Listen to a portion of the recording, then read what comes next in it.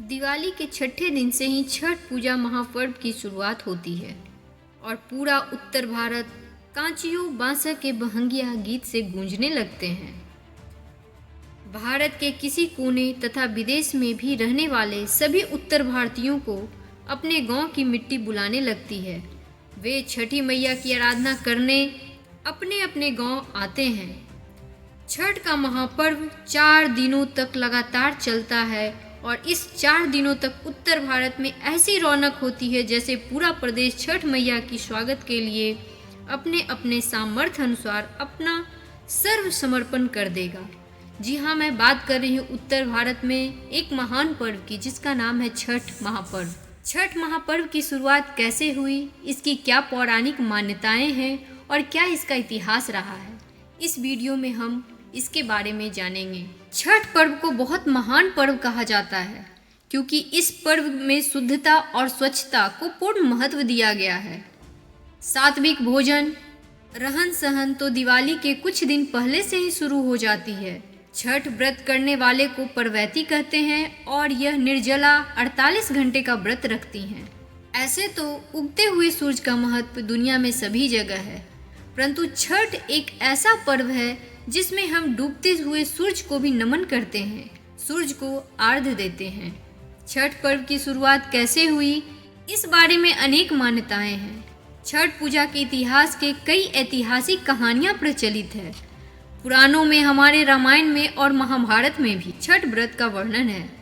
हमारे पुराण में सबसे प्रसिद्ध कहानी राजा प्रियंवद को लेकर है। कहा जाता है कि राजा प्रियंवद को कोई संतान नहीं थी। महर्षि कश्यप ने पुत्र प्राप्ति के लिए यज्ञ करवाया और उनकी पत्नी मालिनी को आहुति के लिए बनी खीर दी। इससे उनको पुत्र की प्राप्ति तो हुई, लेकिन पुत्र मरा हुआ। इससे राजा प्रियंवद बहुत दुखी हो गए और शमशान में जाकर अपने प्राण त्यागने लगे। उसी समय भगवान की मानस पुत्री देवसेना प्रकट हुई। यहाँ मानव पुत्री का मतलब है मन की तरंग से पैदा हुए संतान। उन्होंने राजा को कहा कि वो उनकी आराधना करे और दूसरे को भी प्रेरित करे। राजा प्रियंवद देवी षष्ठी का व्रत किए जिससे उन्हें पुत्र की प्राप्ति हुई। ये पूजा कार्तिक शुक्ल पक्ष षष्ठी को हुई थी और तभी से छठ पूजा होती है।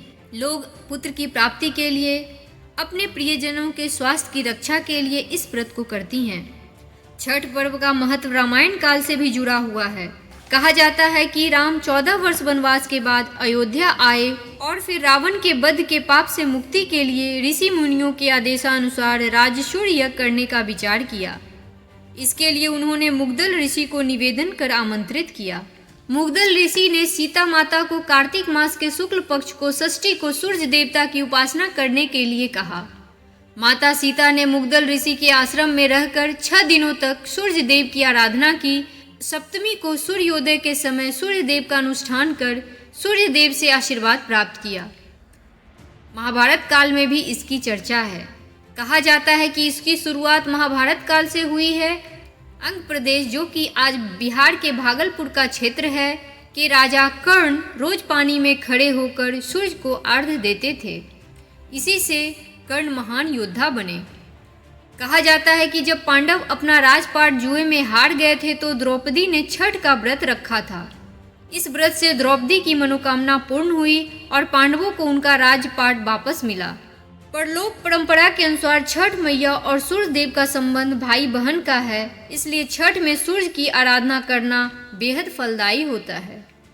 छठ से जुड़ी एक और पौराणिक कथा बिहार के औरंगाबाद जिले में देव नामक स्थान पर स्थित सूर्य मंदिर से है, जो कि भारत में एकमात्र ऐसा पुराना मंदिर है जिसका दरवाजा पश्चिम की ओर है और यह उड़ीसा के कोणार्क मंदिर की शैली में ही बना हुआ है।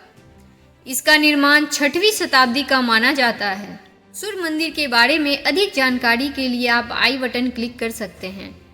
पौराणिक कथा के अनुसार जब देव राक्षस के संग्राम में देवता पराजित हुए तो देव माता अदिति यहाँ देवार्क में सूर्य देव को तेजस्वी पुत्र के लिए आराधना की। इसके बाद ही उनके पुत्र त्रिदेव के रूप में आदित्य भगवान हुए। उन्होंने राक्षसों से देवताओं को विजय दिलाया। तभी से वहां का छठ की परंपरा चली आ रही है। इस तरह से छठ महापर्व उत्तर भारतीयों के लिए सिर्फ आस्था का प्रतीक ही नहीं है, बल्कि आपसी भाईचारे का भी प्रतीक है। साल भर का इंतजार जो घर जाने के लिए होता है, इसमें खत्म होता है। छठ पर्व की शुरुआत नहाय खाए से होती है। उस दिन का प्रसाद कद्दू भात होता है। कितनी भी लजीज व्यंजन क्यों न हो, नहाय खाए का प्रसाद सबसे स्वादिष्ट होता है। दूसरे दिन प्रवैती दिन भर के व्रत के बाद शाम में गुड़ के खीर बनाकर आदित्य भगवान को भोग लगाकर खुद खाती हैं, जिसे खरना कहा जाता है। तीसरे दिन के लिए रात से ही तैयारी शुरू करने लगती हैं और आटे गुड़ का पकवान, जिसे ठेकुआ कहते हैं, को घी में बनाकर शाम में डूबते हुए सूरज का अर्घ्य देती हैं। चौथे दिन सूर्योदय होते ही सूरज को अर्घ्य देकर हवन कर फिर प्रसाद ग्रहण करती हैं और अपने सगे संबंधियों को भी वितरित करती हैं। इस समापन के दिन छठ के प्रसाद का बहुत महत्व होता है।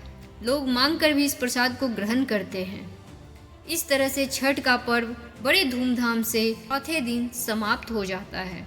छठ पूजा के बारे में ये जानकारी आपको कैसी लगी और आप अपने छठ पूजा कहाँ मनाते हैं, नीचे कमेंट में ज़रूर लिखें। धन्यवाद।